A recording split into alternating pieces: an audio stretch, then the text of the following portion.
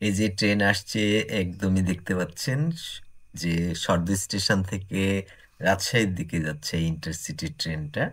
এইটা ক্রস করছে হলো এই যে হলিদাগাছি রেল গেট। এই জায়গাটা এত বেশি স্মৃতি। এই পাশে প্রাইমারি স্কুল, সেখানে আমি ক্লাস 3-তে ভর্তি হই। তার আগে আমি কখনো পড়াশোনা করিনি। ক্লাস 3-তে সরাসরি ভর্তি হই, তারপরে 6-এ একটু দূরে সেই যে হাই স্কুল, সেখানে ভর্তি হই। তো এই গেটটা খুবই ইমোশনাল একটা জায়গা। এখানে যখনই আমি দেখি রেল গেট পড়েছে, লাইন পড়েছে, ট্রেন আসবে, তখন আমি দাঁড়িয়ে লোভ সামলাতে পারি না, একটু ভিডিও করি। আর বিশেষ গুরুত্বপূর্ণ হলো এই যে এর পরে যে ভিড়টা হয়, খুব বেশি ভিড় না হলে অনেকখানি ভিড় হয়। স্পেশালি কারণ হলো যে গেট কিন্তু অনেকখানি আগে ফেলে, যে কারণে দুই পাশে অনেকগুলো গাড়ি জমে, এবং রেল লাইন চলে যাওয়ার পরে এই গেটম্যান একটু আমার কাছে মনে হয় যে বেশ দেরি করে। ট্রেন চলে যাওয়া মাত্রই যে ওটা খুলে দিবে সেটা হয় না, যদি এটা এত ব্যস্ত জায়গা না, তৎপরতা অত বেশি দেখা যায় না। তারপরে মনে হয় যে অনেকখানি দেরি হয়।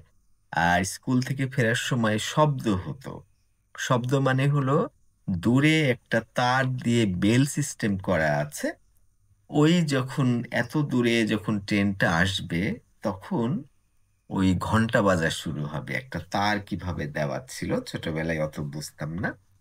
তার মানে হলো যখনই ওই ঘন্টা বাজবে, তখন গেটম্যান এসে গেটটা ফেলবে, তার কিছু পরে ট্রেন আসবে। তখন একটু বেশি পরে আসতো, কারণ সেরকম ভিড়ও থাকতো না।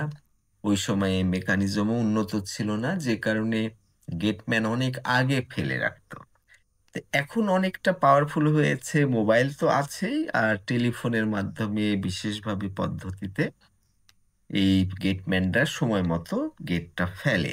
আর ওদিকে একটু দেখেন, পূর্ব দিকেই এই মোটামুটি 400 মিটার বা 500 মিটার দূরে কিন্তু রেলওয়ে স্টেশন, সরদহ রোড, যেটা স্টেশন নাম বলে না, সরদহ রোড বলে, কারণ এটা যেহেতু হলিদাগাছি, আর সর্দটা হলো এখান থেকে 5 কিলোর বেশি দূরে, যে কারণে এটাকে সরদহ রোড বলে। কারণ সরদতে পুলিশ ট্রেনিং সেন্টার আছে, তারপরে পদ্মা নদীর পাশে যেটা ক্যাডেট কলেজ আছে, এসব কারণে সর্দ নামটাই ব্রিটিশ আমল থেকে ওখানে নাম দেওয়া হয়েছে সরদহ স্টেশন।